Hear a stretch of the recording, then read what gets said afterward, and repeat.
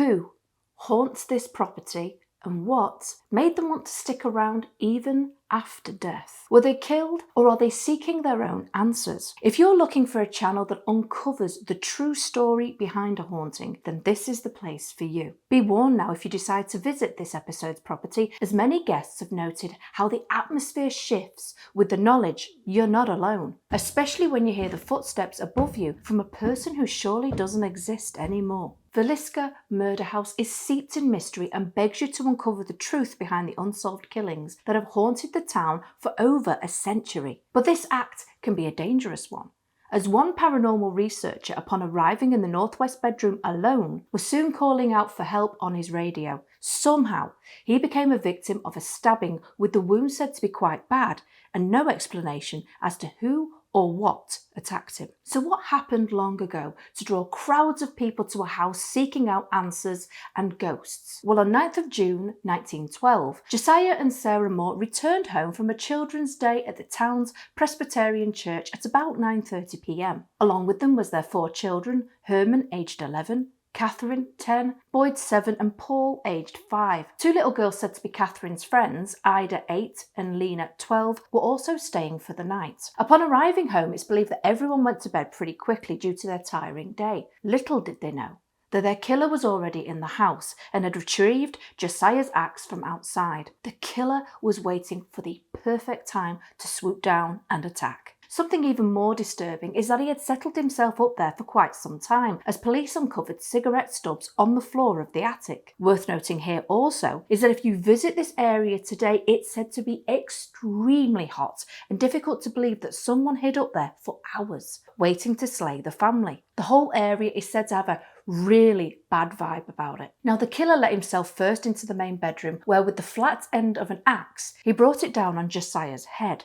quickly doing the same to Sarah. He put so much force into the attack that there is an indent in the ceiling of the main bedroom even to this day. After killing the parents, he went into the small bedroom and killed all 4 of the Moore's children. There was no indication that any of them, though, had woken up. The killer travelled downstairs to the small back bedroom where Ida and Lena were sleeping and slaughtered them too. It's believed that Lena might have woken up at the last minute due to the position of her body, but hopefully it was over quickly. After killing everyone in the household, it's said he went back upstairs and repeatedly hit the victims in their faces until they were unrecognisable. At one point, he knocked over a shoe that was by the bed, and blood is said to have spilled all over the floor. It might have been an act of shame, or maybe our killer believed they trapped the souls of the dead inside them, but he covered all the mirrors inside the house. He also pulled down the blinds on windows to hide the grisly scene within. Anyway, his strange behaviour continued as he placed the axe in the back bedroom with a large slab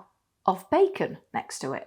After doing this, he then went downstairs and cooked himself a plate of hot food, but never ate any of it. This was left alongside a bowl of bloody water I can only assume was used to wash the evidence away. It's not surprising that the spirits of the murdered 8 people would want answers and justice. Many believe that the main ghosts that haunt the house are the children, and they're seen as mostly playful, even after all they've gone through. One visitor to the house sat in the children's room with a friend for an EVP session. Immediately they heard footsteps approaching them. They were thinking that maybe someone had broken into the property, and they braced themselves as the heavy footsteps entered their very room. But no one was there, just an empty doorway and the feeling of being watched. People have said that disembodied voices have called out to them from the darkness, making them feel a deep sense of unease. This isn't helped by objects seen moving around the home and people witnessing apparitions and shadows. Very creepy stuff. Many guests have described a deep sadness within the house that seems to seep from the walls. Maybe this feeling is emphasised by the fact that the faces of the murdered family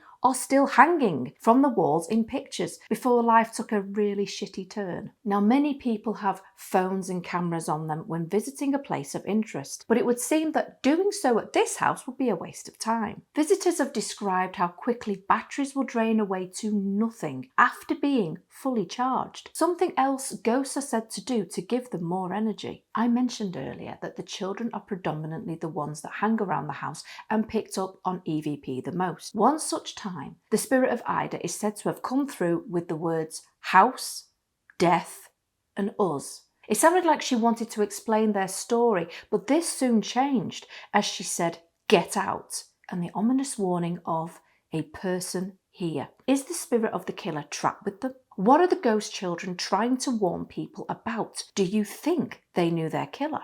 Other guests got the name Henry and Murder, which is fascinating when you consider that one of the murder suspects was a man named Henry Moore. This man was not only a suspect but believed to be a serial killer responsible for killing up to 25 people across several states. And the weapon of choice? You guessed it. An axe. Moore was not the main suspect of these horrific murders though. That title goes to self-ordained minister called Reverend Kelly. He had a history of being a peeping Tom and had at one point stayed in a mental hospital where he was diagnosed with paranoid schizophrenia. This guy is even said to have posted an advert in the classified ads section for a secretary who was willing to work in the nude. I mean, what? He admitted to the killings, stating that he was walking along the street at night, but when he got closer to their home, the voice of God instructed him to follow the shadow-like entity that lured him into killing the family.